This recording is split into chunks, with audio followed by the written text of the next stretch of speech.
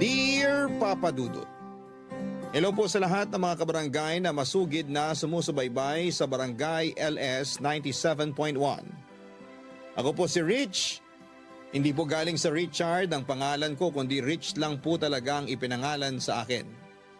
30 years old na po ako sa ngayon at ang kwento ko po ay nangyari noong 2018. Isa po akong waiter. Aaminin ko po na marami po akong nagiging kaibigan ng mga customers sa restaurant na pinagtatrabahuhan ko. Dahil po yun sa ugali ko. Masasabi ko pong mabait ako at isa po akong taong madaldal. Hindi naman po nega yung pagiging madaldal ko. Ako po yung madaldal na tsikador. Opo, mahilig po akong makipag-usap. Isa po sa mga naging kaibigan ko ay si Caroline. 32 years old, siya noong 2018. Mas matanda siya sa akin ng 3 taon. Pag dumarating po siya ay mas lamang ang pakikipag-usap ko sa kanya. In other word po ay special siya, Papa Dudut.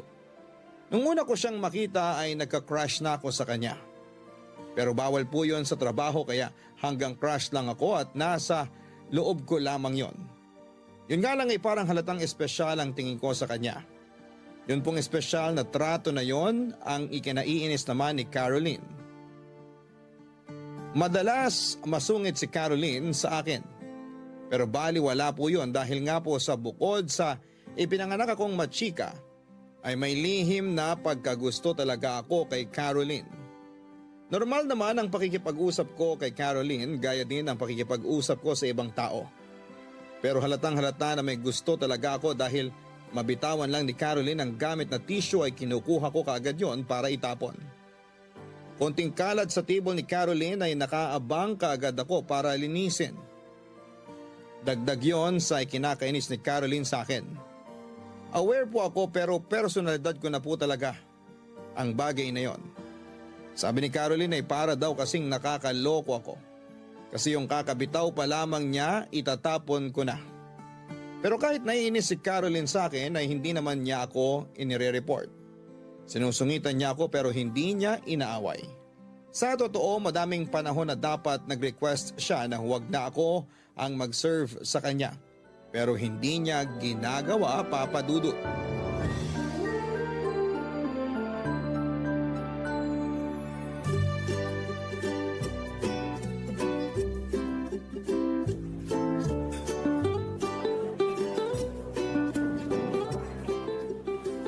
Good afternoon, Ma'am Caroline. Ano pong order nyo? Baka pwedeng umupo muna? Nako, wag po dito. Doon po kayo para may table. Nagpapatawa ka?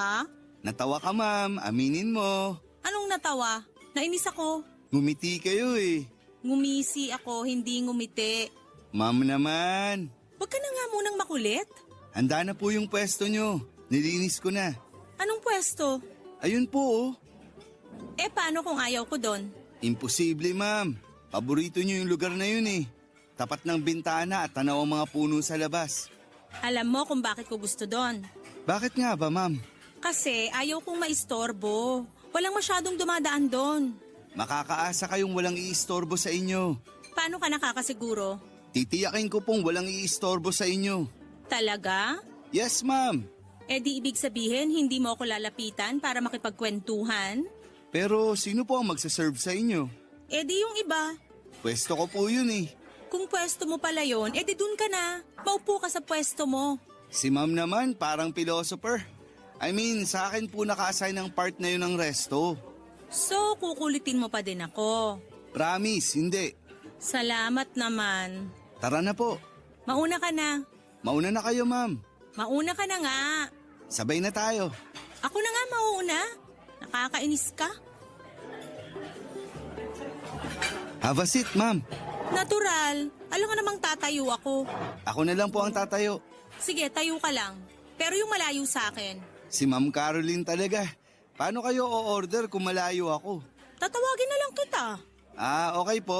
Sige po, kunin ko number nyo para PM ko sa inyo number ko. Ano? Bakit ko bibigay ang number ko? Sabi nyo tatawagan nyo ako. Tatawagin. Sino po? Nakakainis ka. Sabi ko tatawagin kita pag order na ako. Hindi tatawagan. Huwag kang ilisyonado. Ayan, napipiko na naman si ma'am. Binibiro lang naman. Pero kahit naiinis kayo, maganda pa rin naman kayo. Pero may pumapangit sa akin. Ha? Ano po? Yung araw ko, lalo na pag may makulit na tulad mo. Hindi po ako nangungulit. Sandali po, kunin ko na yung order nyo. Ano? Sandali lang po. Hoy! Sira ulo talaga yun. Hindi pa ako mo-order eh.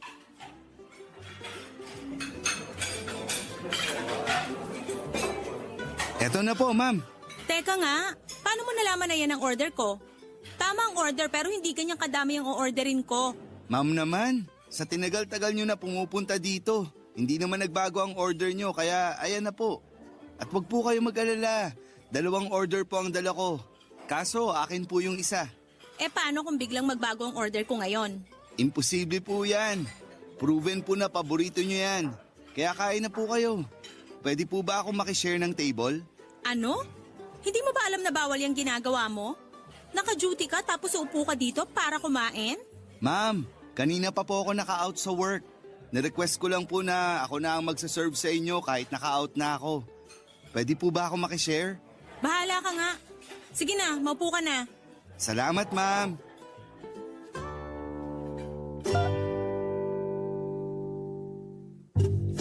Papadudot naiinis siya sa akin pero pumayag pa din siya na maupo ako at makishare ng table sa kanya. Alam niya rin na pagkasama niya ako sa table ay madaldal ako. Pero pinayagan pa rin niya ako. Sabihin mo Papadudot kung mali ang iniisip ko na baka crush din ako ni Ma'am Caroline.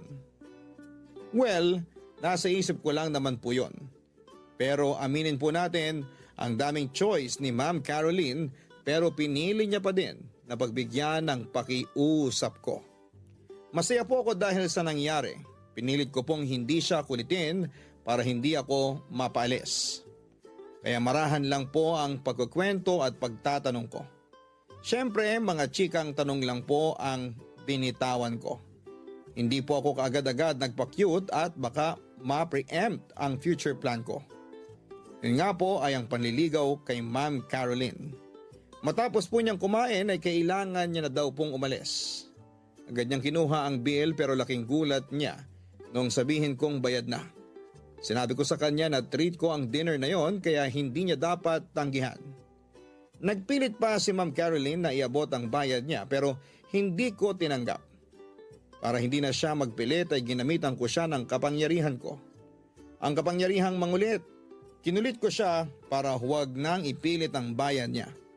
Ako ang nagwagi at nagpasalamat na lamang siya at sa unang pagkakataon ay nakita ko siyang ngumiti. Muntik akong matunaw. Pagkangiti niya at pagkasabing salamat ay umalis na ito.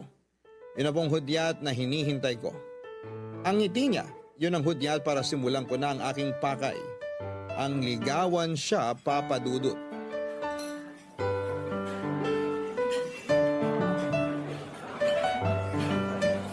Good afternoon, Ma'am Caroline. Naka-out ka na ba? Bakit, ma'am? Saan po tayo pupunta? Anong saan pupunta? Bakit niyo po tinanong kung nakapag-out na ako? Tinatanong ko lang. Baka mamaya ikaw na naman na mag-serve kahit nakapag-out ka na sa trabaho mo. Naka-duty pa po ako. Okay. Tara na po. Akala ko naka-duty ka pa. Opo, Bakit nagyayaya ka? ihahatid ko lang po kayo dun sa table nyo. Kaya ko naman. Mukha ba akong mahina? Hindi naman po. Oh, kaya ko na magpunta dun mag-isa. Sige po, Bakit sumasabay ka pa? dun din naman po ang punta ko eh. Kahit na wag ka nang sumabay. Ano to? Flores de Mayo? Nakakatawa yun, ma'am. Pero seryoso ko. Wag mo kong sabayan.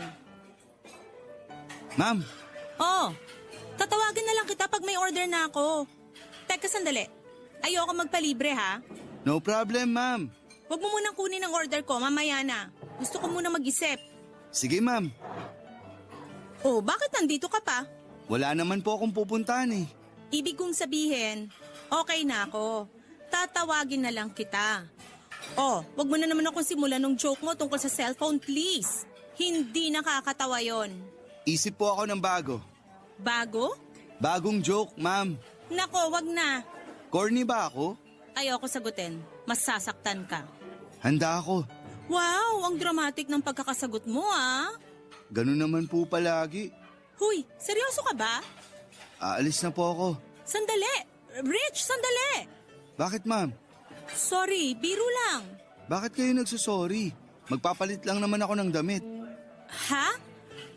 Ibig mo sabihin hindi ka nasaktan sa sinabi ko? Wala ka naman sinabing masakit. Akala ko sensitive ka eh. Teka, bakit ka magpapalit ng damit?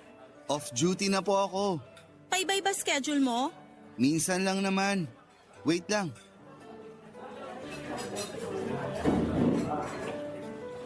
Nakapagbihis ka na?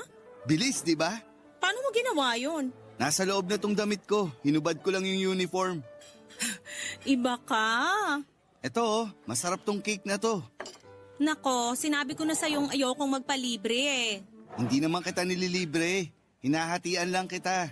Nakain ko na yung kalahati niyan. Ay, naku, ipasalubong mo na lang sa inyo. Kanino? Mag-isa lang naman ako. Bakit? Nasaan pamilya mo? Ulila na ako. 2 lang kaming magkapatid. Nasa ibang bansa na siya. Pareho pala tayo. Ulila na din ako. Sa kasolong anak. Mag-isa ka lang din? Oo. Ma'am Caroline, may tatanong sana ako. Ano yon? Pwede ba akong manligaw sa'yo? Ha? Alis na ako. May kakausapin pala akong importante. Ma'am! Sige, alis na ako.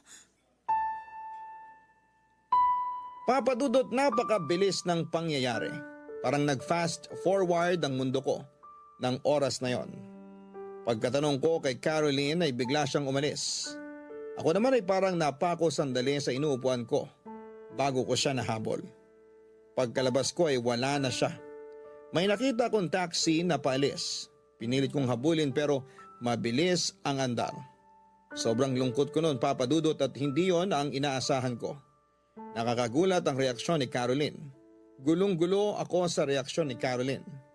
Buong magdamag akong nag-isip. Umalis siya nang hindi sinasagot ang tanong ko. Pwede niya naman agad sabihin kung oo o hindi, pero hindi siya sumagot. Dahil sa nangyari, mas nagpursige akong ituloy ang bala ko. Kasi hindi niya ako binasted. Ibig sabihin, may nararamdaman din siya sa akin. Mali lang siguro ang naging diskarte ko. Kaya nabigla siya at ganon na nga ang naging reaksyon. Nangako ako sa sarili ko na ayusin ko at pag-iingatan na ang susunod na hakbang. Barangay Love Stories. Barangay Love Stories. Papadudot, isa po sa mga nagpalakas lalo ng loob ko ay nung mag-walk out si Caroline. Dapat kung galit siya, kung ayaw na niya akong makita, dapat ay hindi na siya bumalik pa sa restaurant. Pero bumalik siya. Kahit nadagdagan ang kumpiyansa ko sa sarili ay hindi ko naman nauulitin ang biglain siya, Papadudot. Nagpakabait ako at naging maingat, pero si Caroline ay balik sa ugali niya nung una. Itinataboy na naman niya ako, pero hindi ako susuko. Doon pa ba matapos akong bigyan ng malaking pag-asa ni Caroline mismo? Ganon pa rin ang naging siste. Palagi pa rin nandun si Caroline. Palagi pa din niya akong pinagtatabuyan pero hindi naman inaaway. Balik umpisa kaya mas maingat na ako. Pero may nalaman ako sa totoong katauhan ni Caroline, Papadudot. Yung ilusyon ko, napakaramdam ko ay mahal din niya ako.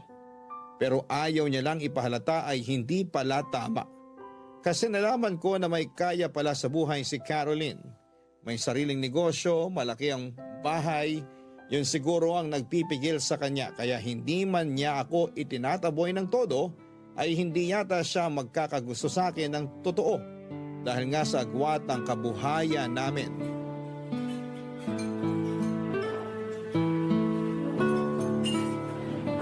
Good afternoon, ma'am. Aba, bakit ang baba ng energy? Malinis na po ang table nyo. Consistent ha? Sige na, papunta na ako doon.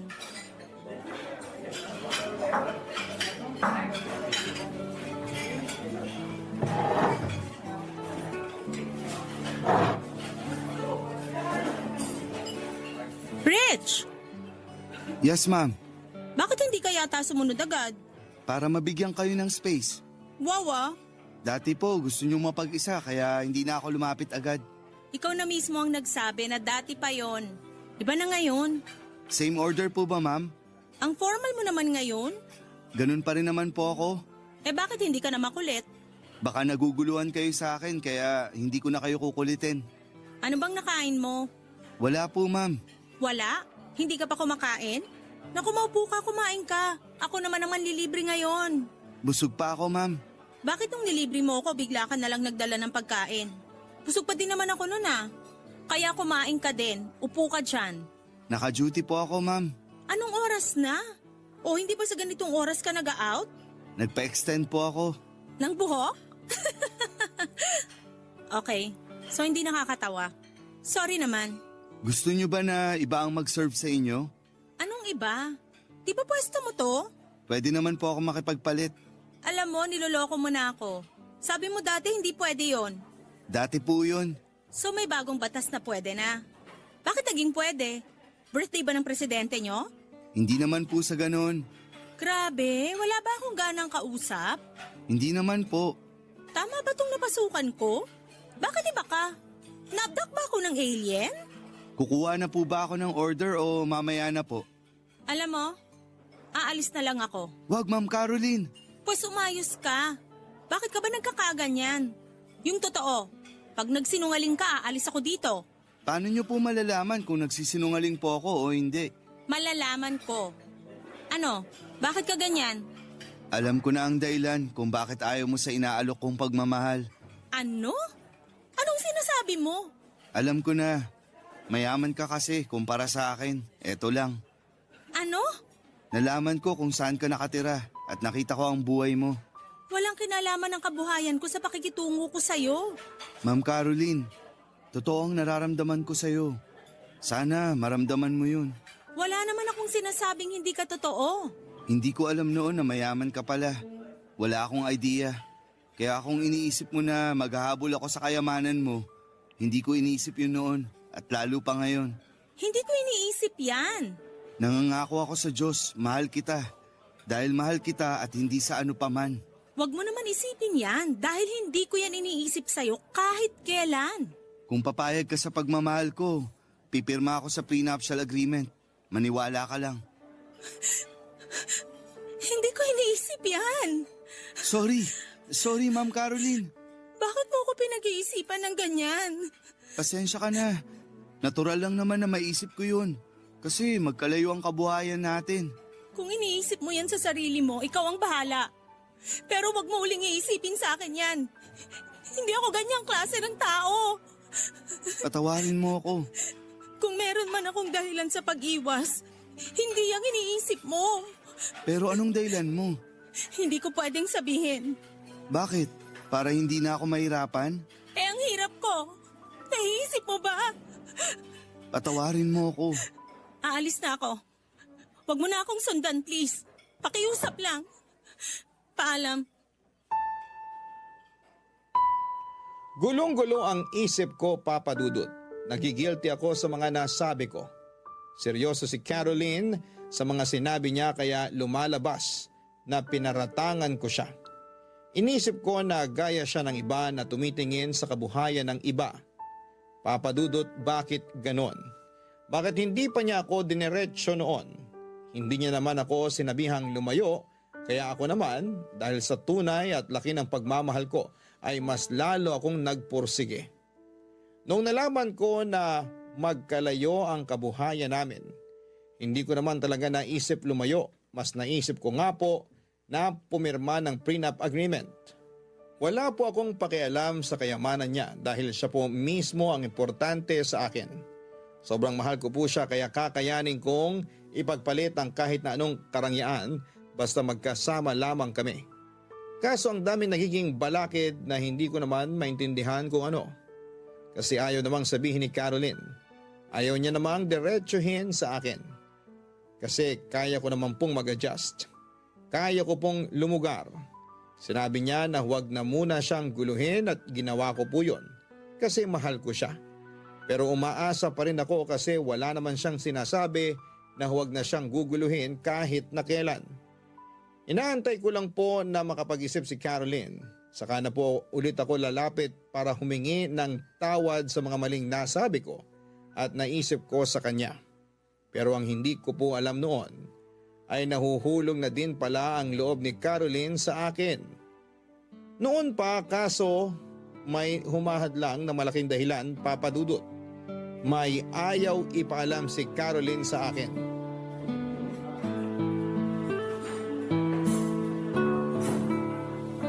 Rich, Ma'am Caroline, bakit nandito ka ng ganitong oras? nagpalipat muna ako. Doon ka ba sa dati mong pwesto? Oo, Tara na, salamat. trabaho ko yan. Ang lamig naman ng sagot mo. Ayokong makulitan ka sa akin. Namiss ko naman yung kakulitan mo. Baka mainis ka na naman. Hindi naman ako naiinis. Inaarte ko lang yung inis ko. O ayan na, inamin ko na. Sorry sa mga nasabi ko ha. Kalimutan mo na yon. Naka-move on na ako doon. Kamusta ka? Ayos naman ako. Mabuti naman. Bakit ka nagpalipat ng oras? Para sundin ang hiling mo. Na? Na wag muna kitang guluhin. Alam kong tuwing hapon ka nagpupunta dito kaya nakipagpalit muna ako ng pang-umaga para hindi mo ako makita. Iniiwasan mo talaga ako? Dahil yun ang gusto mo. Hindi ka man lang kumontra? Dahil mahal kita. Ayan, nasabi ko na. Dahil mahal na mahal kita. Kaya lahat ng gusto mo gagawin ko. Alam ko na ang pangit ng timing ko. Pero nandito na tayo pareho eh. Kaya itatanong ko na lang ulit. Wag muna. Bakit? Basta. Caroline, mahal kita. Pero kung sasabihin mo na hindi mo ako mahal, maiintindihan ko. Hindi ko ipipilit ang sarili ko kung ayaw mo. Gusto ko lang marinig sa'yo. Saka na. Bakit mo tinatakbuhan ang tanong ko? Ano, hihingi ka na naman ng space? Tapos aalis ka at iiwan ako na nag-iisip kung bakit? Kung ano bang mali ang nagagawa ko? Pinipilit kong gawin ang lahat ng gusto mo. Kahit masakit sa akin, ginagawa ko. Mapagbigyan lang kita. Yun na lang ang ibigay mo sa akin. Yung sagot kung may aasahan ba ako o wala. Caroline, sorry. Hindi ako galit. Gusto ko lang marinig ang totoo. Kahit wala kang pagmamahal sa akin. Sabi ko nga, maiintindihan ko. Hindi ako magagalit sa'yo. Ganun kita kamahal. Rich, patawarin mo din ako kung bakit ganito ako sa'yo. Hindi kita pinahihirapan. Pero ano ba ang pagtingin mo sa akin? Mahal din kita. Mahal na mahal kung alam mo lang. Napakabuti mong tao. Nakita ko na yun nung una pa lang kitang makilala. Pero hindi pwede. Bakit? Pwede bang yun na lang muna ang isagot ko? Bigyan mo lang ako ng ikatatahimik ng utak ko. Bigay mo na sa akin ang sagot. Yun lang naman ang gusto ko. Kasi mahal mo ako pero hindi pwede. Bakit? Walang kinalaman ng kabuhayan ko dito. Hindi yun ang dahilan ko. Kahit mawala ang kabuhayan ko, wala akong pakialam. Kaya hindi mahalaga sa akin yun para piliin ko kaysa sa'yo. So bakit? Mahirap bang sagutin yun? Dahil ayokong masaktan ka. Mas nasasaktan ako kasi nakabitin ako sa isang bagay na walang closure. Rich, Anong dahilan? Rich, may taning na ang buhay ko.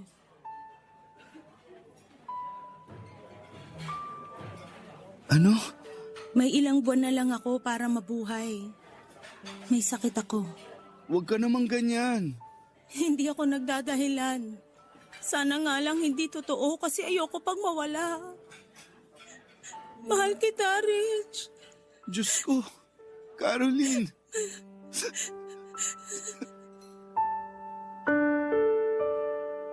Papadudot, napakasakit ng narinig ko. Pinilit ko ng husto si Caroline na sabihin sa akin ang dahilan pero noong madinig ko na ay pilit kong binubura sa isipan ko.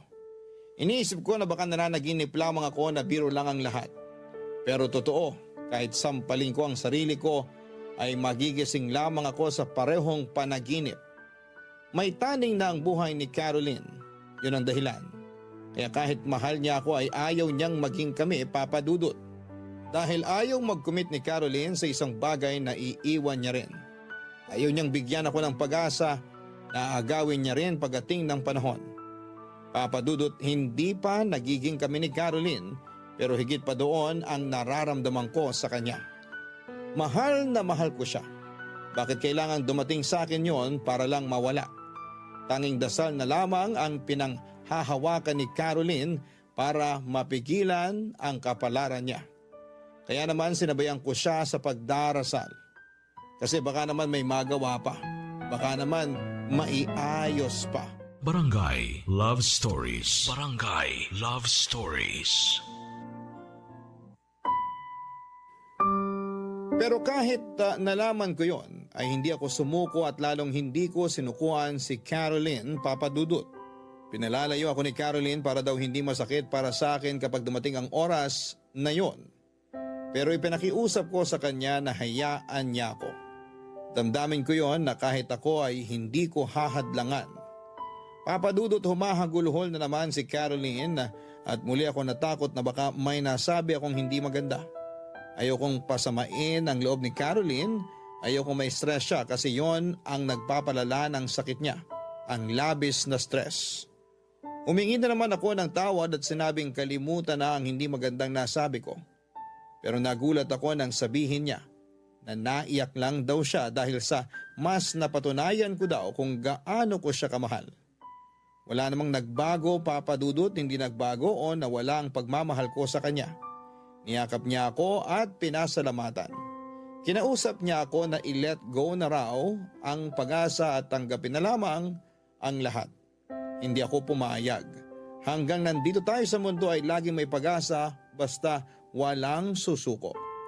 Hindi ako sumuko kaya sinabihan ko rin siya na lumaban. Ano man ang mangyari ay pangahawakan namin at huwag paliliparin ang pag-asa. Pero iba ang nasa isipan ni Caroline. Ayaw niya talaga akong paasahin.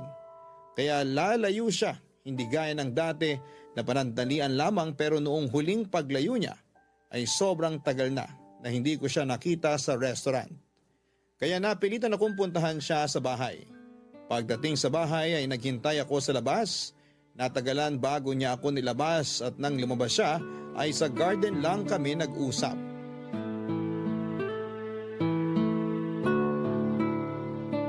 Good evening, Caroline.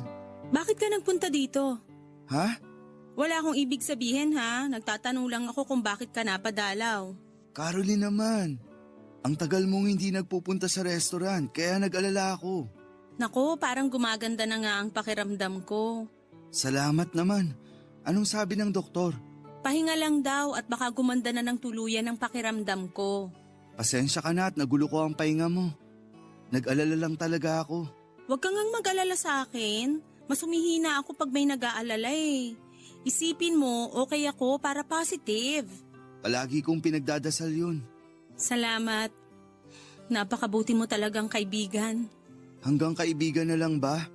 Rich, Ayokong pressurein ka. Nagtatanong lang naman ako. okay naman tayo bilang magkaibigan. Ganun na lang muna. Sige, ayos na ako sa ganun na lang muna. Kumusta ang restaurant? Ayos naman, ganun pa rin. Iniintay ka na nga nung paborito mong pwesto eh. Oo, dadalaw uli ako doon. Marami lang inaasikaso. Saan? Ano bang sabi sa ospital?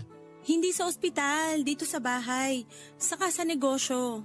Baka naman mapagod ka. Sanay naman ako.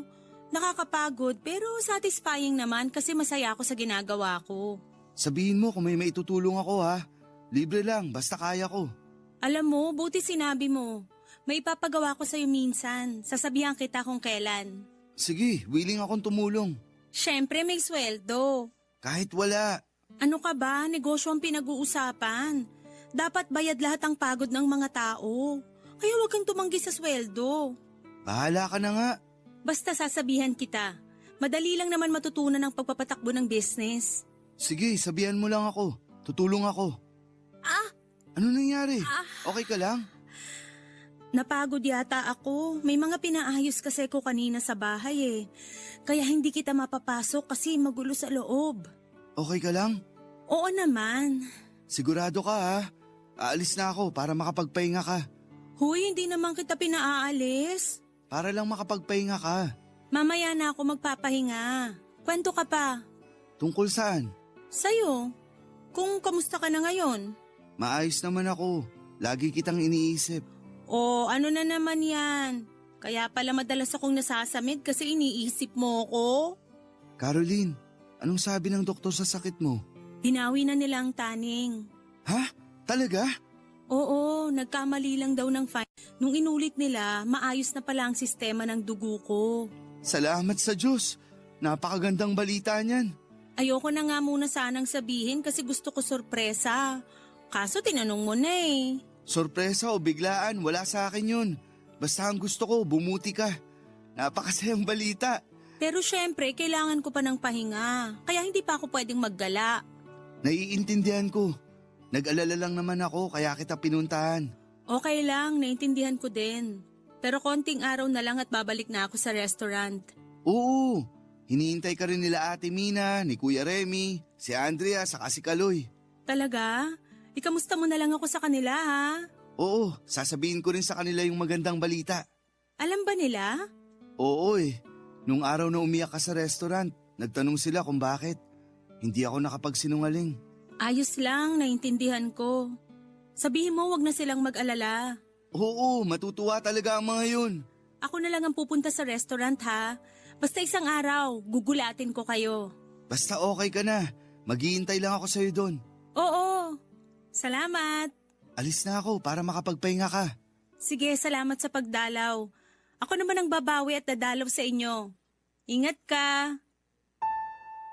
Papadudot, malungkot man ako na kailangan ko nang umalis. Dahil magpapahinga pa si Caroline ay masaya pa rin ako dahil sa magandang balita ng paggaling niya. At isa pa ay babalik uli si Caroline sa dati na palaging nasa restaurant. Hinintay ko ang sinabing pagbabalik ni Caroline pero ilang araw na ang nakalipas ay hindi pa din siya nagpupunta. Kahit na sinabihan ako ni Caroline na hintayin ko na lamang siya ay hindi ko pa rin napigilan ang sarili ko na puntahan ulit siya sa bahay niya.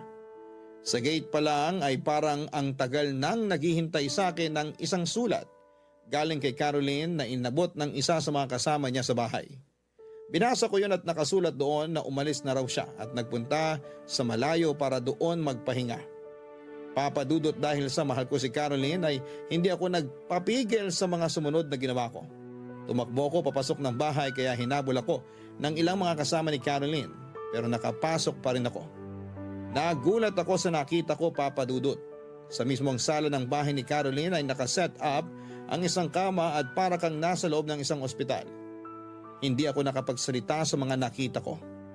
Wala na ding nagawa si Caroline kaya pinalabas niya na muna ang mga humabol sa akin, kasama ang 2 nurse na nagbabantay sa kanya. Hinang-hina na siya, Papadudot. Hindi ko makuhang magalit sa pagsisinungaling ni Caroline, umiyak na lamang ako at nakiusap na magpakasal na kami. Ayaw ni Caroline dahil mas mahihirapan lamang daw ako kapag nagpakasal kami at nawala siya. Pero nagmakaawa ako. Gusto kong makasal kami anuman ang mangyari dahil mahal na mahal ko siya. Naawa na rin sa akin si Caroline kaya pumayag siya. Plinano namin ang kasal, doon na rin mismo kung nasaan siya. Dahil pareho na kaming ulila at wala nang kamag-anak dito sa Maynila, ay kasama namin sa kasal ang mga kasama niya sa bahay at ang mga nurse at ang mga kasamahan ko sa restaurant. Papadudot, bago tinawag ang lahat ng bisita pati ang pari para magsimula ang seremonya, ay nilabas ko ang isang papel na ipinagawa ko sa isang abogado.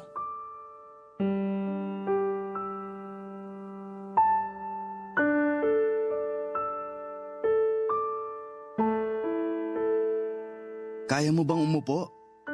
Oo, Oh, dahan-dahan. salamat. May kailangan ka ba bago ko sila tawagin? Wala naman. Gusto mo ba munang uminom ng tubig? Hindi na. Ayos na ako. Sigurado ka? Oo. Salamat, Rich. Salamat din sa'yo. Saan? Sa pagmamahal mo. Pasensya ka na sa mga nangyari. Mahal kita noon pa. Pero kailangan kong itago dahil nga sa kalagayan ko. Naiintindihan ko. Pero sana noon mo pa sinabi sa akin yan. Natatakot ako eh. Saan? Sa magiging reaksyon mo. Baka kung lalayuan mo ko, mas hindi ko kayanin. Kaya araw-araw akong nasa restaurant kasi sumasaya ako kapag nakikita kita, kapag nakakausap kita. Ikaw ang nagpapahaba ng buhay ko. Hahaba ang buhay mo kasi hindi kita iiwan. Salamat. Sa lahat. Salamat sa pagtanggap. ikaw ang tumanggap sa akin. Ano ba yan? Bakit? Tama na nga, mamaya maiyak ka. Masira ang makeup mo. Waterproof daw to. Oh, yan na nga bang sinasabi ko eh. Nasamid lang ako. Ako ayoko umiyak. Wala ka naman makeup ah. Wala nga, kaso ang pangit ko umiyak. Nakita mo naman. Ikaw talaga. Ayan, wag na nga tayong tumawa. Ayaw mo din umiyak tayo? Basta masaya tayo. Nag-uumapaw ang saya ko. Ako rin. Sigurado ka na ba sa gagawin natin? Ano ba namang tanong yan? Binibiro lang kita. Ayoko ng usapan na yan. Sige na nga. Nagustuhan mo ba ang damit ko? Oo naman, pero dapat may belo para iaangat ko paghalik ko sa'yo. Wala eh. Nung pinatahi ko to, wala talagang belo. Okay lang naman, mas importante ka naman kaysa sa belo. Matagal ko nang pinatahi to eh. Aha, noon mo pa pinlano na magpakasal tayo, no? Sige na nga. Pero eto na, magpapakasal na tayo. Waiting na nga ang mga bisita at si Father sa garden eh.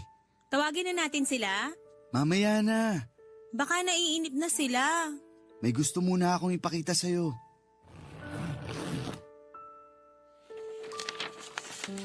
Ano yan?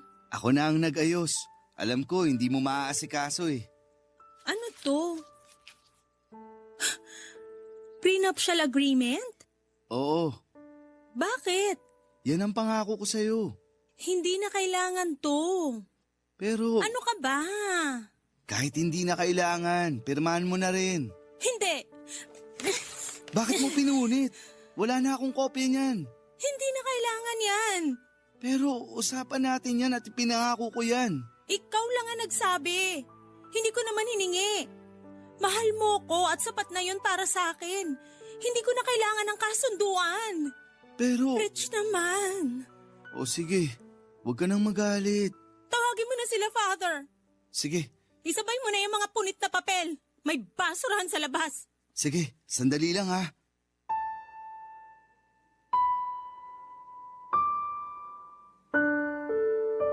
Natuloy ang kasal namin, Papa Dudut. Alam kong iba ang nararamdaman ko dahil sa sitwasyon. Pero pilit kong binura yon sa isipan ko. Napakaligaya ko nung araw na yon. Ganon din si Caroline. Kahit kami-kami lang kasama ng mga kaibigan ay masaya kami. Pinunit ni Caroline ang pinagawa kong prenuptial agreement. Gusto ko lang din naman kasing sundin ang pinangako ko nung nakiusap ako sa kanya na magpakasal na kami. Ayoko mag-isip ang ibang tao na sinasamantala ko si Caroline. Pero noong punitin niya ang papel ay ipinangako ni Caroline na hindi na namin pag-uusapan ang tungkol sa bagay na yon. Nagsama kami ni Caroline at nagpaalam muna ako sa restaurant na magbabantay kay Caroline. Pinayagan naman ako at sinabing may babalikan daw ako kung gusto kong magtrabaho ulit doon. Nagsama kami ni Caroline ng halos 3 buwan. Papadudot na wala na din si Caroline matapos ang maikling pagsasama namin. Pero kahit maikli ay nilubos namin yon at walang sinayang na oras. Sa bawat sandali habang nararamdaman namin na palapit na ng palapit ang bangungot na ayaw naming mangyari ay lalong lumalim ang pagmamahala namin. Cremation po ang gusto ni Caroline kaya yun po ang ginawa namin. Matapos po ang cremation ay nagulat ako nang lapitan ako ng abogado ni Caroline. Binasa niya sa akin ang last will ni Caroline. Sa akin niya iniwan ang lahat ng mga ari-arian niya. Ang bahay, pati ang negosyo, pero sinabi rin doon na kung gusto kong isara ang negosyo ay gawin ko lang daw. Inabot sa akin ang isang sulat na iniwan ni Caroline. Doon nakasaad ang lahat ng nilalaman ng puso niya. Papadudot hindi ko alam kung paano pipigilan ang sarili ko dahil parang sumabog lahat ng kinikimkim kong sakit sa dibdib. Itinago ko yon dahil ayokong makita ko ni Caroline na umiiyak.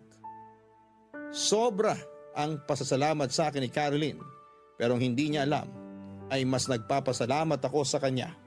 Kahit nasa sandaling pagsasama namin ay naramdaman ko ang mahalin ng sobra. Papadudot, okay na ako ngayon. Dito na ako nakatira sa bahay ni Caroline at hindi ko pinapaalis ang mga kasama niya rito. Itinuloy ko rin ang negosyo kahit na wala akong alam ay inaral ko talaga para umikot ang pera dahil aktibo ako ngayon sa pagtulong sa mga may sakit na kagaya ni Caroline. Salamat po Papa Dudut sa pagbibigay ng oras sa aking kwento na maitampok sa Barangay Love Stories. Isa pong karangalan ang mabigyan ng ganitong pagkakataon. Mula sa number 1 radio station, mabuhay po ang Barangay LS 97.1. Ang inyong forever kapuso at kabarangay, Rick.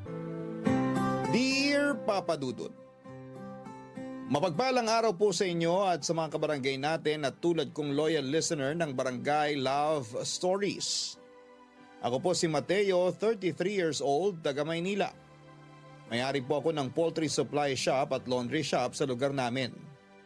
Yun po ang mga negosyong minamanage ko na naipundar ko noong nag-OFW ako sa Japan. Ilang taon na rin ang nakakalipas. Kasama ko po rito na naninirahan sa Maynila ang misis ko at magdadalawa na po ang anak namin. Papadudod kung babalikan ko ang aking nakaraan, masasabi ko po na malayo-layo na rin ang narating ko. Hindi na kami nagigipit ngayon. May ipon na kami sa bangko, may insurance at nakapagpundar ng mga ari-arian na. Noong kabataan ko kasi ay mahirap po talaga ang pamumuhay namin. Naranasan po naming tumira sa sementeryo, yung bahay namin ay gawa sa pinagtagpi-tagping plywood. Lona at yero ay nakatungtong sa ibabaw ng mga nicho. Noong pinaalis kami doon ay nakipagsiksika naman kami sa squatters area. Ang tatay ko po ay nagtatrabaho sa junk shop. Si nanay naman ay nagtitinda ng mga lutong ulam na nilalako niya sa lugar namin. Pero hindi po yun madalas. Mas maraming beses kasi na hindi bumabalik ang puhunan niya dahil ipinapautang niya ang kanyang paninda para lamang maubos. Tapos ay nahihirapan na siyang maningil. Masipag po ang nanay ko kaso ay medyo malabo ang mata. Ganon pa man ay hindi yon nakahadlang sa kanya para tulungan niya si tatay na kumita ng pera para sa aming pamilya. Panganay po ako at meron akong nakababatang kapatid na babae, si Stella, na medyo sakitin. Kahit ganoon ang buhay namin ay punong-puno po ng pangarap ang batang ako. Kahit mahirap kami, hindi naman yon naging hadlang sa kagustuhan ng mga magulang namin na igapang ang pag-aaral namin. Kung tatanungin ninyo ako kung ano ang paborito kong alaala noong kabataan ko, yon ay ang mga pagkakataon na tinutulungan ako ni tatay na gumawa ng saranggola, Papa Dudut.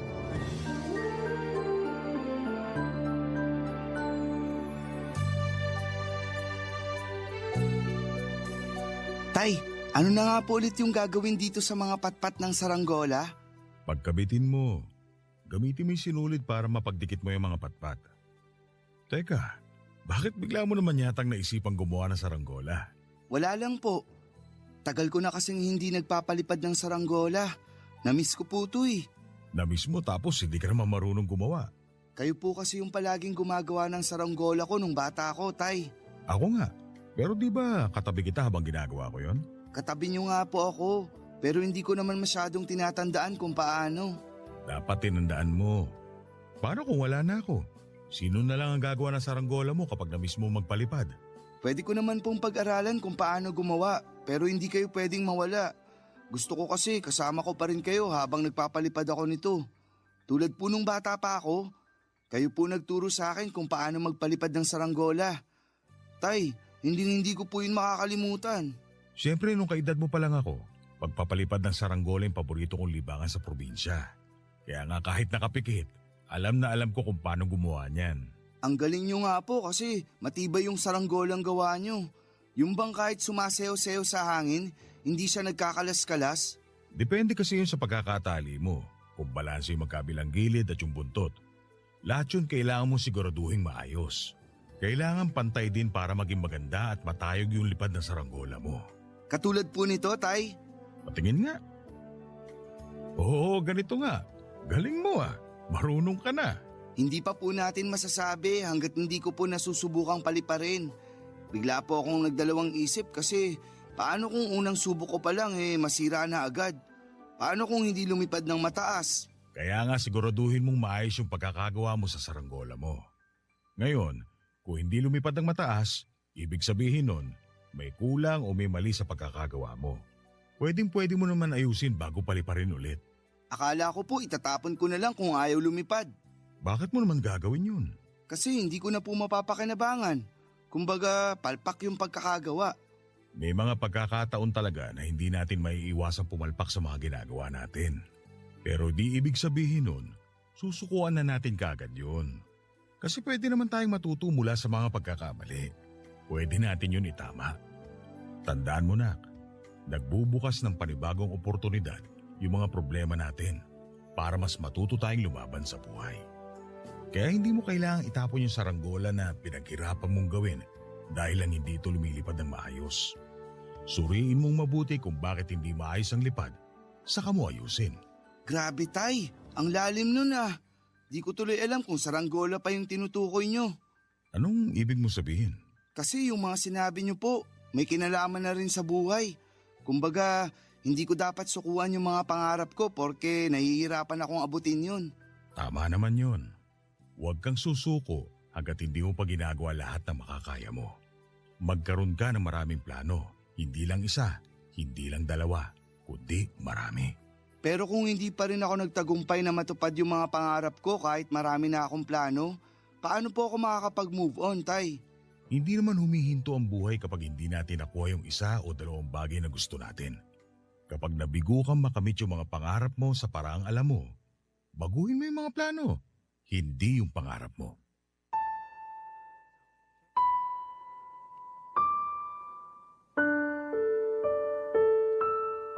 Bata pa lamang ako, libangan ko na po talaga ang magpalipad ng saranggola.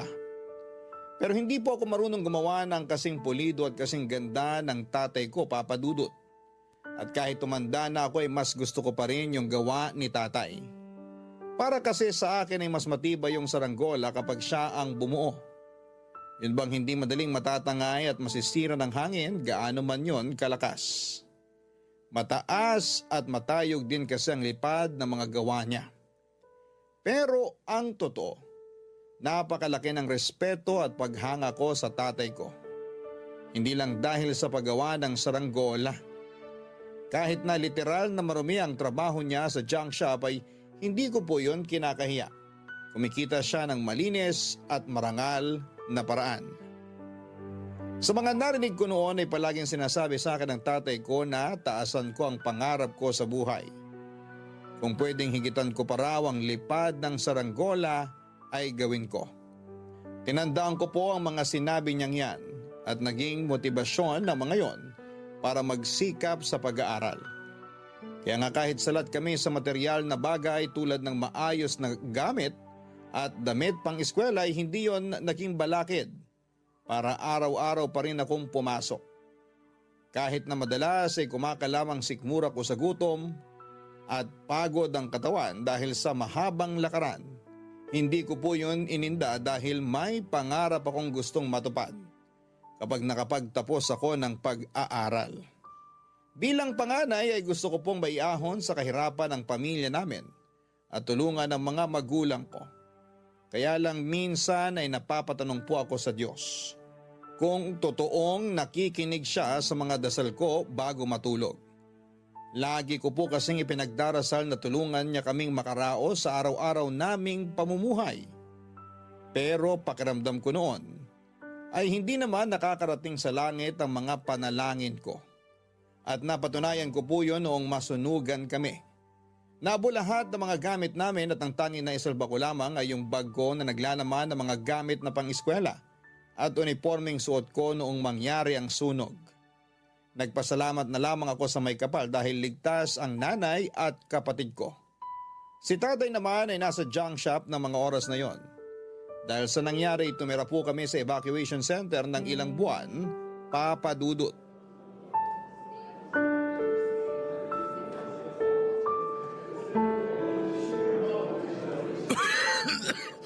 Mahal, parang malala na yung ubo mo ah.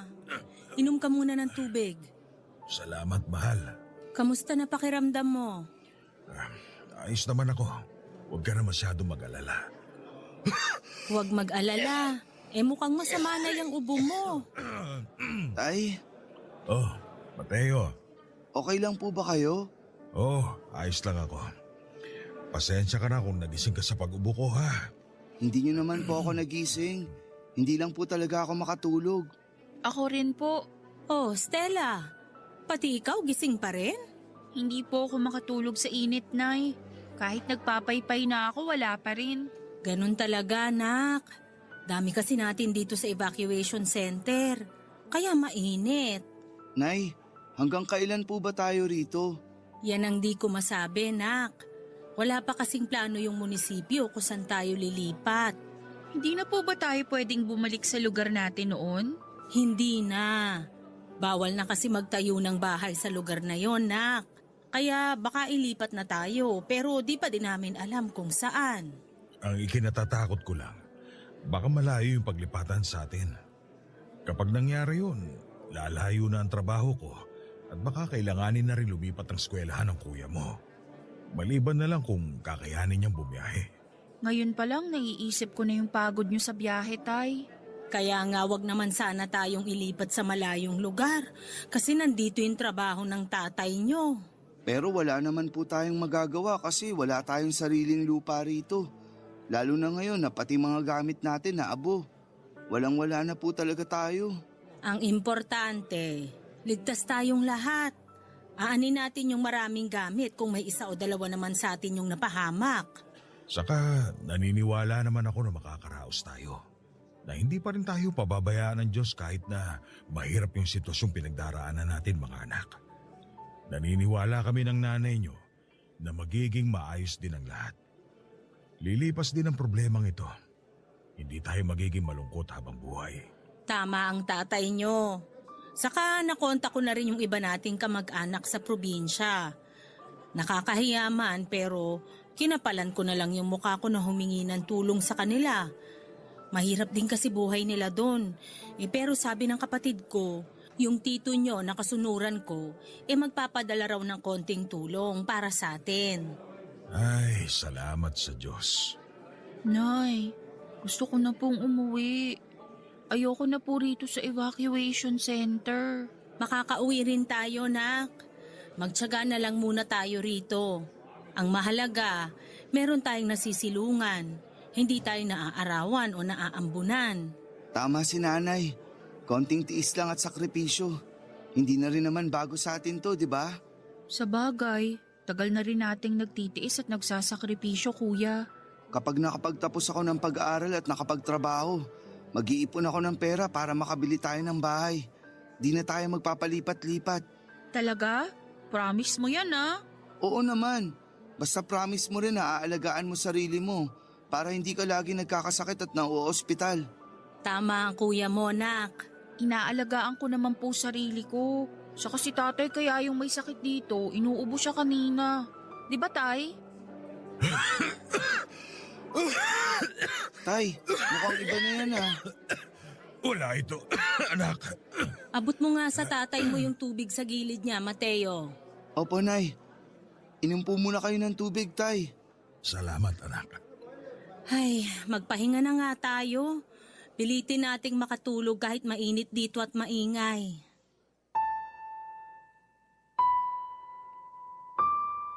Lumala po ang ubo ni tatay hanggang sa mauwi yon sa pulmonya. Nang mga panahong yun ay wala kaming kapera-pera kahit man lang sana pambili ng gamot sa ubo niya. Kung tutuusin ay kulang na nga ang kita niya para sa pangkain namin tapos ay natigil pa siya sa pagtatrabaho. Kaya wala po talaga kaming mapagkukunan noon, Papa Dudut. Hindi nagtagal ay na-relocate po kami sa Rizal pero hindi naging madali ang buhay namin doon dahil bago pa kami sa lugar na yon. Malayo rin yung pinagtatrabahuhan ni tatay sa Maynila kaya nagstay in na lamang siya sa junk shop para makatipid sa pamasahe. Akala namin ay tuluyan nang gumaling si tatay nung sinabi niya sa amin na wala na raw siyang ubo. Naniwala ako roon. Nakikita ko naman kasi na malakas na si tatay kaya hindi ko iniisip na may iniinda siyang karamdaman. Sa huli hindi pala talaga siya gumaling. Sinekreto niya yon sa amin hanggang sa lumala ang sakit niya at nagkaroon na ng komplikasyon. Ang kwento sa akin ng mga kasamahan niya sa junk shop ay inapoy daw ng lagnat si tatay isang gabi at mukhang malala na rin ang ubo. Kinabukasan ay hindi na raw siya nakabangon sa higaan niya. Sinubukan pa nilang dalhin sa malapit na ospital ang tatay ko, pero doon na rin po siya binawian ng buhay, Papa Dudut. Barangay Love Stories. Barangay Love Stories.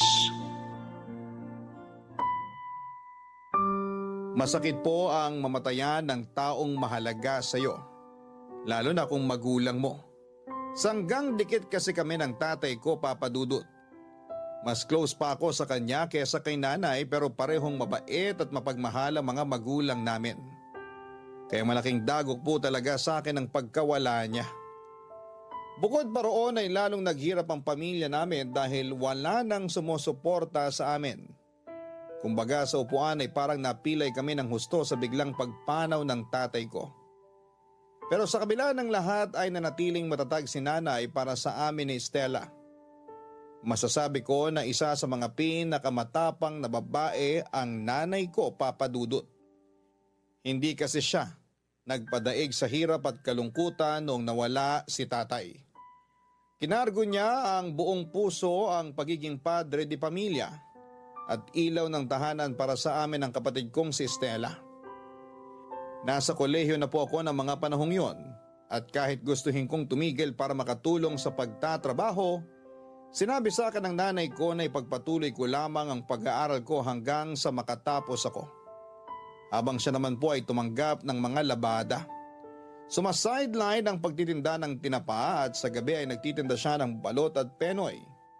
Madalas ay umi-extra rin siya bilang dishwasher at serbidora sa mga kantin sa lugar namin at kung ano-ano pang pwedeng pagkakitaan na marangal. Nasuportahan po ni nanay ang pagkain namin at iba pang mga bayarin dahil sa kasipagan niya. Masinop din siya sa pera at kahit maliit ang kinikita niya, meron pa rin siyang naitatabi. Lagi niyang sinasabi sa akin na wala sa liit o laki ng kinikita ang kakayahang mag-ipon. Kaya bilib po ako sa nanay ko, Papa Dudut. Ang kaso'y nagagamit din niya yung perang iniipon niya tuwing nagkakasakit ang kapatid ko. Mahina po kasi ang resistensya ni Stella at madali siyang dapuan ng ubo at ng sipon. Bukod pa roon ay may sakit din siya sa puso na dahilan kung bakit hindi siya pwedeng mapagod ng husto. Hindi na rin po nakapagtapos ng pag-aaral si Stella, Papa Dudut. Tumigil siya noong kalagitnaan ng pangalawang taon niya sa high school dahil na-ospital siya matapos kapusin ng hininga sa oras ng kanilang klase. Buhay pa si tatay noon at takot na takot siya. Kaya nag-decide sila ni nanay na pahintuin na lamang sa pag-aaral si Stella. Naging katulong na lamang siya ng nanay namin sa paghahanda ng mga paninda. Pero si nanay na lang po ang naglalako ng mga yon. Pero sa hindi inaasahang pagkakataon habang naglalakad si nanay at nagtitinda ng tinapay, aksidente siyang nahulog sa nakabukas na kanal sa kalsada. Dahilan para maitukod niya ang kanyang tuhod at mamagayon ng mga sumunod na araw.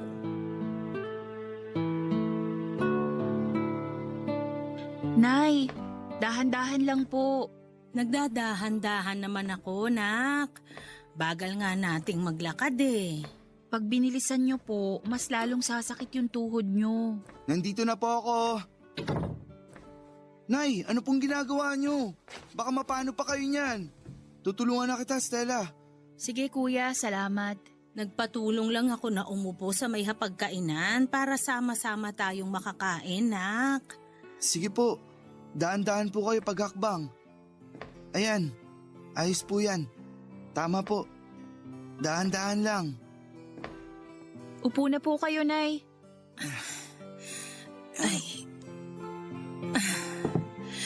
Ay, salamat mga anak. Alam mo ba, kuya? Kanina pa ako kinukulit ni nanay. Gusto raw niya kumain sa mesa para sama-sama tayo. Sakto raw kasi pauwi ka na galing sa school. Totoo ba yun, Nay? Oo, pero ano namang masama doon? Wala naman pong masama doon, Nay. Nag-alala lang kami kasi baka lalong sumakit yung tuhod niyo. Hindi pa nga po yan magaling eh. Gagaling din naman to. Saka mas masakit kapag lagi na lang akong nakahiga dun sa papag.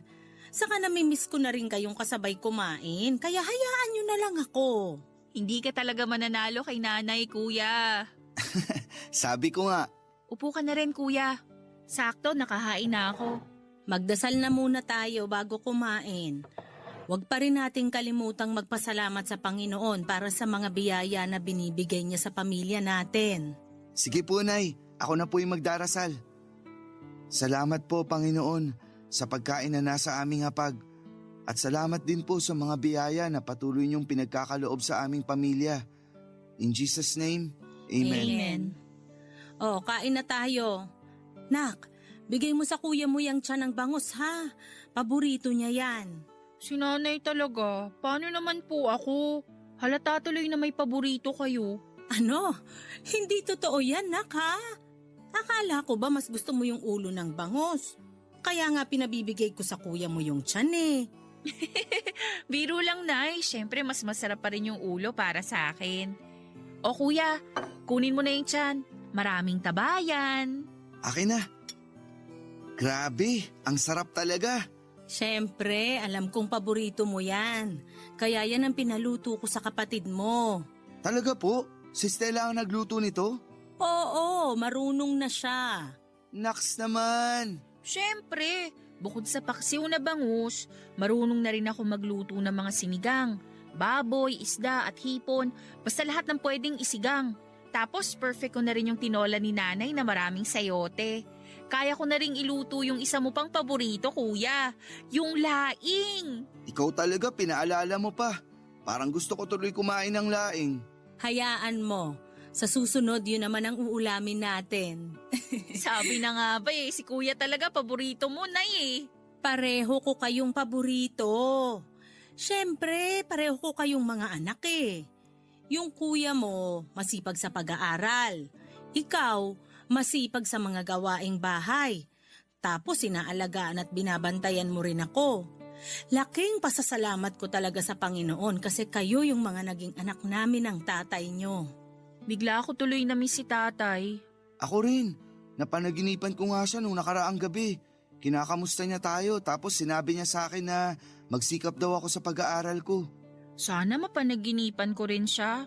Yung tatay nyo talaga, kahit nasa kabilang buhay na, kapakanan pa rin natin yung iniisip. Kaya nga po sinabi ko sa kanya na magsisikap ako sa pag-aaral para kapag nakapagtapos ako, matutulungan ko na kayo, Nay. Hindi niyo na po kailangang bumalik sa paglalako ng balot at penoy, tsaka ng tinapa kapag gumaling ang tuhod niyo. Natatakot na ako maaksidente kayo ulit tulad nung nangyari sa inyo.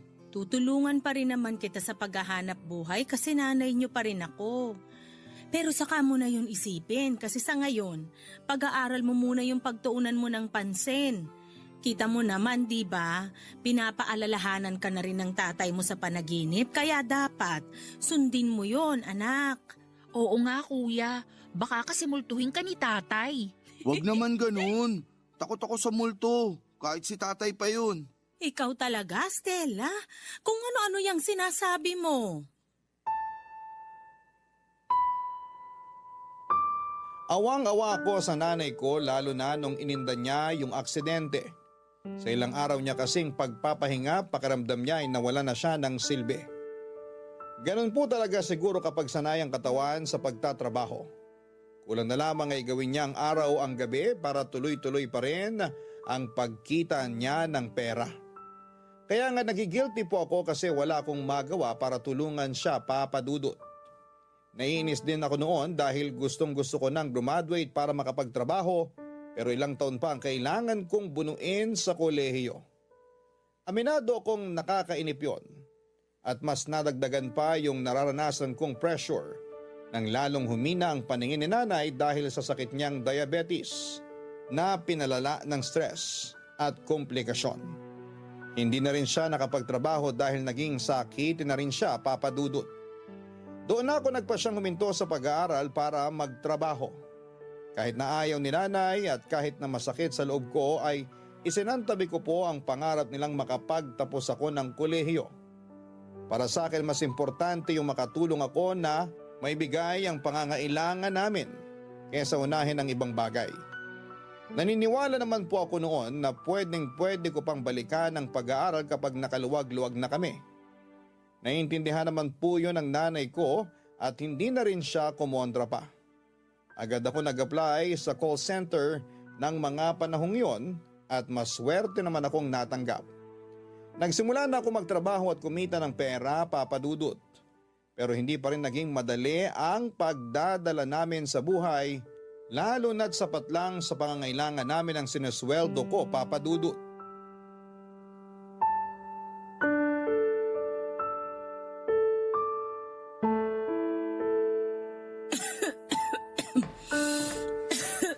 Nay, ito na po yung tubig. Salamat, nak. Pinagtimpla ko na rin po kayo ng salabat para sa lalamunan nyo. Lagay ko na lang po muna rito. Mainit pa po to, Nay. Sige, iinumin ko maya-maya. Kumusta na po pakiramdam nyo, Nay? Ito, bumubuti na. Magaling na tagapag-alaga yung kapatid mo, kaso nahawaan ko yata. Siya naman yung nilalagnat. Ay, kasalanan ko talaga yun, nak. Ay, magiging okay din po si Stella. Napainom ko na siya ng gamot at magana naman siyang kumain. Huwag niyo na pong sisihin sarili niyo, Nay. Hindi ko lang mapigilan kasi parang ako yung nagdadala ng malas sa pamilya natin. Ho? Bakit niyo naman po nasabi yan? Kasi kung hindi sana na disgrasya tong tuhod ko, maayos pa ako nakakapagtrabaho ngayon. Mas nakakapagtinda sana ako ng maayos. Ay, kaso hirap na ako maglakad ng malayo kaya hanggang dyan na lang ako sa labas ng bahay. Mas madali kasing mauubos yung paninda ko kung ilalako ko dito sa barangay natin, nak. Pero ang mahalaga, nakakapagtinda pa rin po kayo. Ang sipag-sipag niyo nga po eh. Mas gusto niyo na lagi kayong may ginagawa kahit di pa masyadong magaling yung tuhod niyo. Kaya sana, wag niyo pong isipin na malas kayo. Wala pong ganun sa pamilya natin. Gusto kasi kitang tulungan. Ayoko na ikaw lang yung sumasalo sa mga gastusin natin sa bahay. Hindi naman ikaw yung magulang, kundi ako. Alam ko naman po yun, Nay. Pero minsan kasi sumusobra din yung kasipagan nyo. Kaya nagkakasakit po kayo tulad niyan. Naiinis lang ako sa sitwasyon ko, nak. Nay naman, nagkakaedad na rin po kasi kayo. Kaya dapat magagaan na lang yung trabahong ginagawa nyo. Hayaan nyo na po kung gawin yung mabibigat. Ako na pong bahala dun. Kayang-kaya ko yun kasi bata pa naman ako. Yun nga, bata ka pa. Dapat nag-aaral ka pa, hindi nagtatrabaho. Ilang taon na lang sana't gagraduate ka na, anak. Nalulungkot lang ako. Alam ko naman po yun, Nay. Pero hindi naman po ako nanghihinayang kasi kailangan nyo ako. Wala na po si tatay at ako na lang yung lalaki dito sa pamilya natin. Kaya hayaan nyo rin po sana ako na gawin yung parte ko. Huwag na po kayong malungkot. Wala naman po akong pinagsisisihan sa ginawa ko. Napakaswerte talaga namin sa inyo, anak. Ay, masaya ako na napalaki namin kayo ng maayos. Hindi niyo ako pinabayaan kahit di na ako kasing lakas ng dati. Lalo ka na. Alam ko naman na di biro yung sinakripisyo mo para matulungan ako sa mga gastusin natin. Pamilya na lang po natin yung meron ako, Nay. Kayo na lang po ni Stella yung kasama ko simula nung mawala si tatay. Kaya pinangako ko sa sarili ko na aalagaan ko po kayo. Lalo na kayo. Nay, kasi ayoko po mawala kayo sa amin. Nay, sa tingin nyo, makasarili po ba ako kung gugustuhin ko na makasama pa kayo ng mas matagal? Hindi naman yun pagiging makasarili, nak. Alam ko po kasi na napapagod na kayo. Naririnig ko po yung mga hikbi nyo tuwing gabi.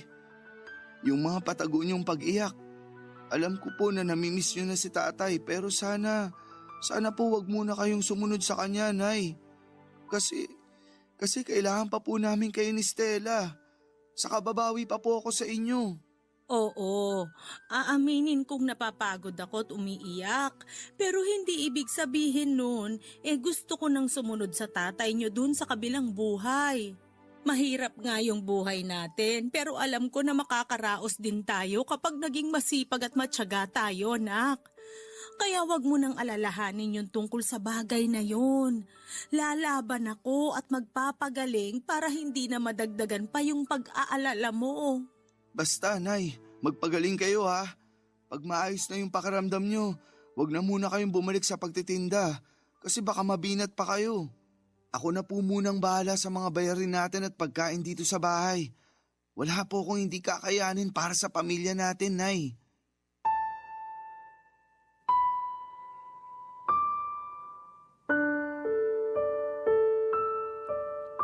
Mahal na mahal ko po ang pamilya ko at wala akong hindi kayang gawin para sa kanila, Papa Dudut. Ang nanay at ang kapatid ko po ang naging inspirasyon ko. Silang dahilan kung bakit kahit nakakapagod ay porsigido akong pumasok sa trabaho. Siguro'y ganun talaga kapag tumatanda ng isang tao. Nagkakaroon tayo ng mga responsibilidad at nababago nito ang mga prioridad natin. Pero sa kabila ng lahat, hindi nawawala yung pangarap ko. Pangarap ko pa rin kasing mabigyan ng maalwang pamumuhay ang pamilya ko. Kaya mas naging matyaga ako sa paghahanap buhay. Tuluyan ko na nga pong pinasan ng responsibilidad ni tatay bilang padre di pamilya.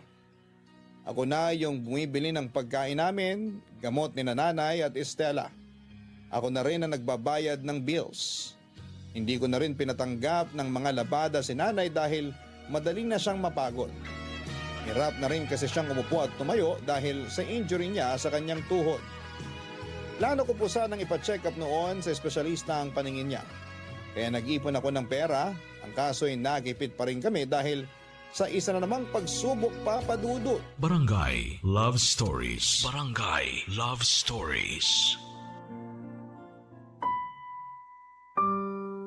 Papa Dudut, hindi pala pangkaraniwan ang paglabo ng mata ni nanay. Ang akala naman na ordinaryo lamang ay may bangungot na kaakibat pala. Nagtuloy-tuloy ang paglabo ng mata ni nanay hanggang sa tuluyan ang nawala. Nabulag si nanay dahil sa diabetes. Hindi namin alam na may diabetes pala siya, sa bagay ay wala naman kasi kaming pampacheck up noon. At hindi rin inabala ni nanay na magpa-check up sa mga center sa lugar namin dati. Kasi hindi niya inakala na magiging grabe. Nang mga oras na yon, pakiramdam ko ay pasang ko na ang buong daigdig, Papa Dudut. Yun bang walang humpay ang Diyos sa pagbato sa amin ng mga pagsubok, pero hindi naman niya kami tinutulungan. Kapag may pagkakataon na nagiging vocal ako sa pagreklamo ko ay sinasaway ako ni nanay. Lagi niyang sinasabi na nakikinig ang Diyos sa mga panalangin namin at hindi totoo na pinapabayaan niya kami. Kung totoo raw kasi yon, wala sana kaming bubong na masisilungan at wala rin kaming sapat na pagkain sa hapagkainan. Maswerte pa rin daw kami dahil hindi kami nagugutom tulad noong maliit pa kami. Masyado lang daw po akong emosyonal. Minsan dahil sa mga nangyayari sa amin, kaya nakakalimutan ko na noon yung mga magaganda at mabubuting bagay na ginagawa ng Panginoon para sa pamilya namin. Doon ko nga na-realize na may punto rin naman si nanay, Papa Dudut. Kaya nga kahit papaano ay nahawa ako sa pagiging optimistic ng nanay ko.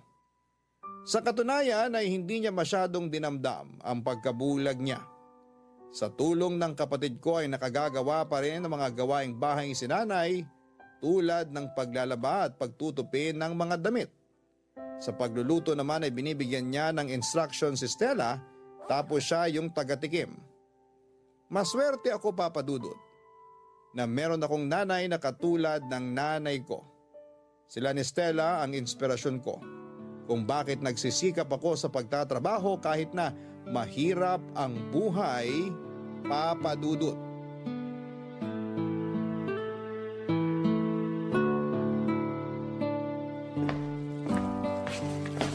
Nay, may pasalubong akong bibingka. Paborito niyo to, di ba?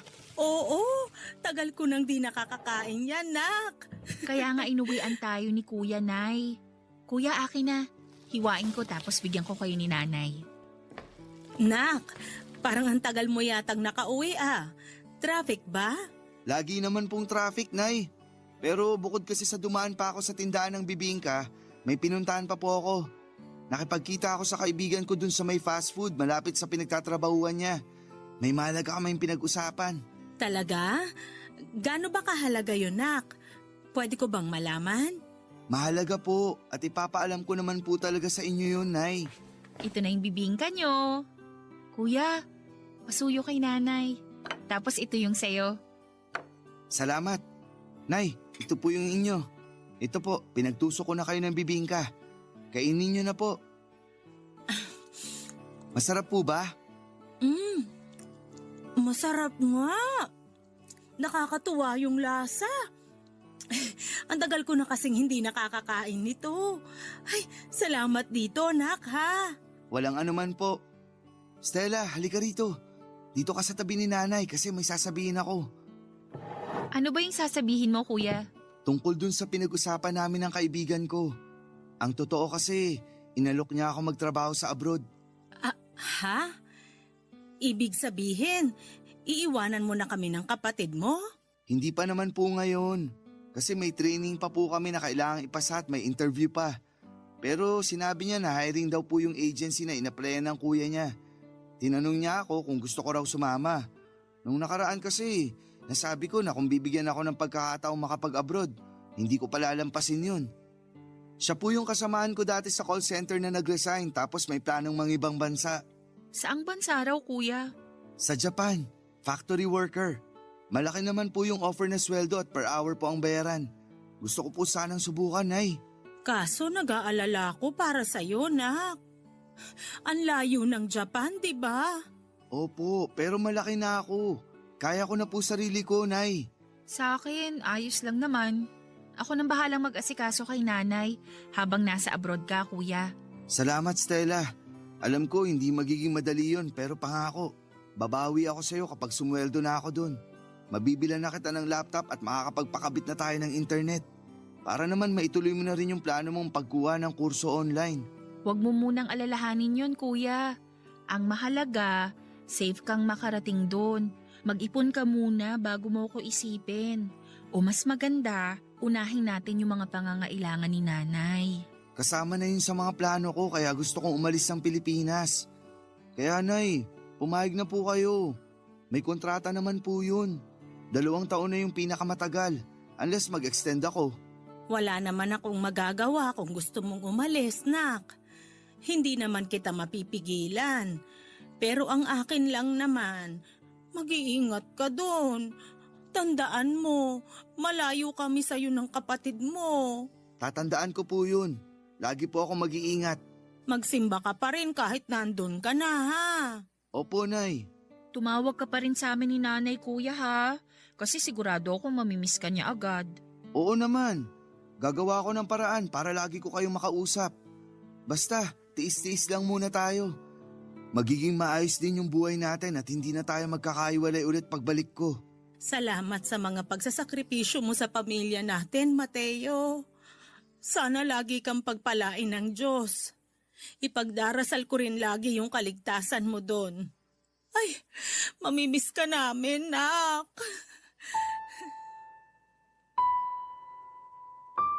Alam ko po na hindi ko matutupad ng mabilis ang pangarap ko kung sa sweldo ko lang sa pagiging call center agent iaasa ang lahat, Papa Dudut. Kaya nung nabigyan ako ng oportunidad na makapagtrabaho sa ibang bansa ay hindi ko na yon pinalampas pa. Masaya po ako kasi pinayagan ako ni nanay na mag-abroad kahit na mami-miss niya ako. At alam kong naramdaman din ni nanay yung takot ko. Kaya naniwala at nagtiwala na lamang siya sa akin, nakakayanin ko yon. Hindi nagtagal sa edad na 21 ay nakalipad ako at napadpad sa bansang Japan para magtrabaho bilang factory worker.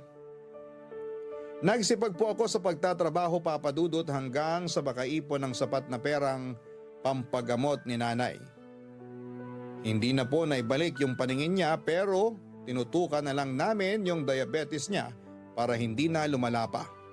Si Stella na po ang nagsilbi niyang mga paa at kamay. Sa kabilang banda ay masaya rin po ako dahil unti-unti ko na rin naibibigay noon hindi lang yung mga pangangailangan nila, kundi pati na rin yung mga gusto ng nanay at ng kapatid ko. Pero marami po akong pangarap na gustong matupad. At isa na doon yung makabili ng bahay na masasabing sa amin na talaga bago ako umuwi ng Pilipinas. Kaya nga yung plano ko na 2 taon doon ay nadagdagan pa ng 5 taon. Aminado ako na sinubsob ang sarili ko sa paghahanap buhay at may mga pagkakataon na sobrang busy ko ay hindi ko na sila nakukumusta.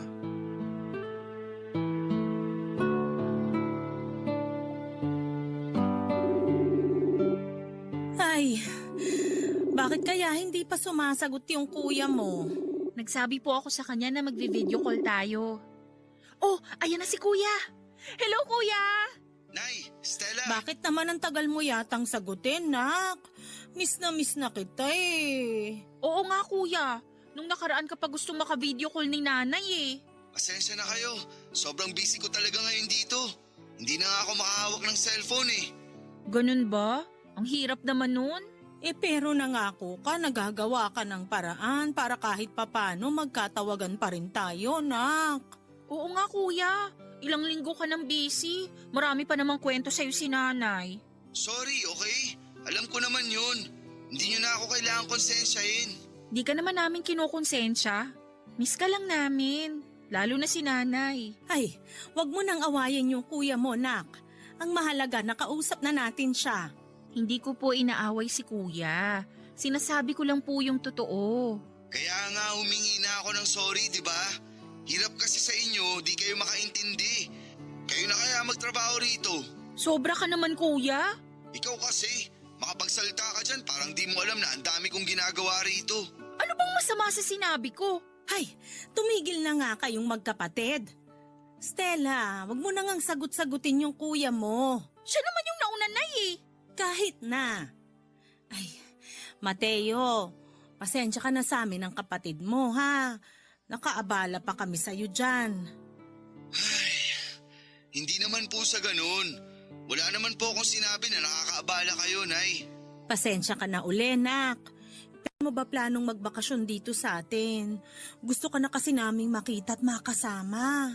Hindi ko pa po talaga masasabi, Nay. Yung plano kong umuwi dyan sa susunod na buwan, baka di matuloy. Sayang naman, nak. Ganun ka na ba talaga ka-busy dyan sa Japan? Nay, nag-iipon po ako, di ba? Ayoko munang umuwi dyan sa atin kasi baka mapagastos lang ako. Hindi mo naman kailangan maglabas ng malaking pera kuya. Gusto ka lang namin makasama ni nanay. Mahal yung ticket pa uwi. Sayang naman yung magagastos ko dun. Saka anong hindi ko kailangan maglabas ng malaking pera? Yung mga kamag-anak natin na di naman natin naramdaman nung walang-wala tayo. Siguradong pupunta mga yon pag nalamang umuwi ako. Parang mga kabuting bigla na lang magsusulputan. Alibasa, alam nila na kahit papano nakakaluwag-luwag na tayo. Huwag mo naman silang husgahan agad, nak. Kung pupunta man sila rito, yun para makita ka at hindi para humingi sa'yo ng pera. Basta, yun na rin yun, Nay. Noong nakaraang buwan, nag-chat sa akin si tita. Nangungutang ng pera. Pinautang ko na yun nung nakaraan. Hindi naman nakaalalang magbayad tapos ngayon manghihiram na naman. Ano ba naman yun? Ginagawa naman yata nila akong bangko. Kakausapin ko na lang yung tita mong yon. Hirap kasi sa kanila porke nagtatrabaho sa ibang bansa. Akala nila marami ng pera. Kung sila kaya magtrabaho rito para maranasan nila yung hirap. Tapos malayo pa sa pamilya. Pagpasensyahan mo na lang sila kasi ikaw naman yung higit na nakaaangat. Kung wala kang may papahiram, huwag kang magpahiram. Hindi ka naman na nila kukulitin. Tama si nanay kuya. Huwag mo na lang pansinin yung iba nating kamag-anak. Ay, pasensya na kung ganito ako magsalita. Pagod lang talaga ako. Dami namin ginawa sa factory kanina. Tapos naghigpit pa yung management. Kaya ang daming bagong rules and regulations. Nakakapagod na rito, Nay. Pero ayoko namang umuwi dyan sa atin. Napakababa ng pasweldo dyan, lalo na sa mga hindi nakapagtapos ng college. Kaya nga mas pinili ko na lang na dito sa Japan makipagsapalaran eh. Kaya nga bilib ako sa'yo kasi kinakaya mo yung buhay dyan, nak. Lagi ka mag-iingat, ha? At sana makauwi ka na rin dito sa atin sa lalong madaling panahon para naman mayakap na kita. Opo, Nay. Gusto ko na rin po kayo mayakap ni Stella.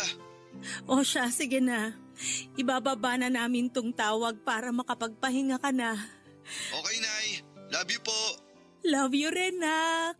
I love you, kuya. Ingat ka dyan. I love you rin. Ingat din kayo ni Nanay dyan, ha?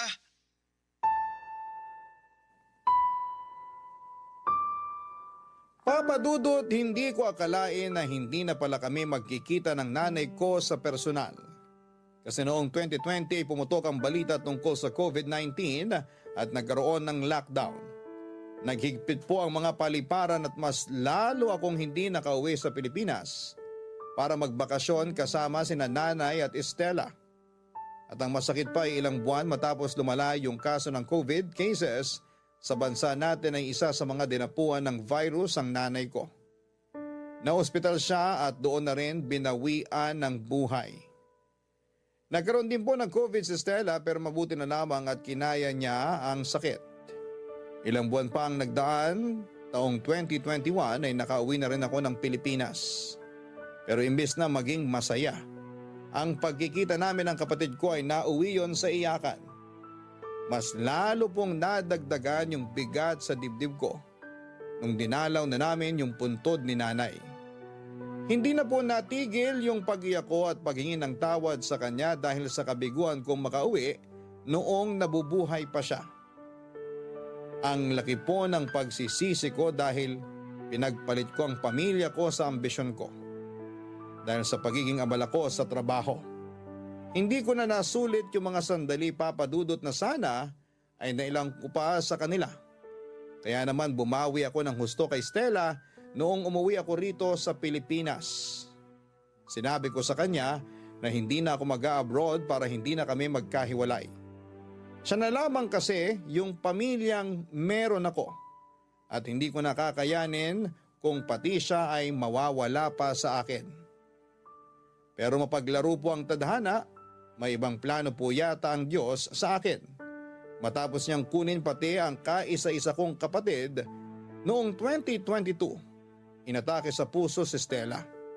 Bago pa man mangyari yon, minomonitor na namin ang kalusugan niya dahil sa sakit niya. Regular din naman ang check-up niya pero hindi ko akalain na yun pa rin pala ang kikitil sa buhay niya at magiging rason para tuluyan na akong maulila. Ang sakit-sakit mawala ng mga mahal sa buhay, Papa Dudut. At minsan ko na rin hiniling sa Diyos na sana'y kunin na rin niya ako. Wala na kasing saysay ang buhay ko kung wala na rin yung mga tao na inspirasyon ko. Pero hindi ko po yata talaga oras papadudot. Sa kabila kasi ng mga pangit na mga nangyari, may dumating pa rin naman noon sa akin para magbigay ng pag-asa. Nakita ko yon nang makilala ko ang naging asawa ko 3 buwan matapos mawala ni Stella. Bali nagkakilala kami sa isang charity event kung saan ako naimbitahan ng isang kakilala. Marami pong tinuro at ipinarealize sa akin ng misis ko. Isa na nga doon yung pagmamahal sa buhay na meron tayo sa kabila ng mga pagsubok at matinding kalungkutan. Laging sinasabi sa akin ng mga magulang ko noong nabubuhay pa sila na lilipas din ang bagyo. Nasisikat din ang araw. Hindi tayo magiging malungkot habang buhay. At yun po ang mga katagang itinanim ko sa puso ko.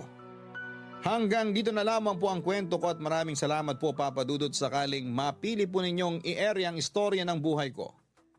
Malaking bagay po ito sa akin na maibahagi ito sa ating mga kabarangay.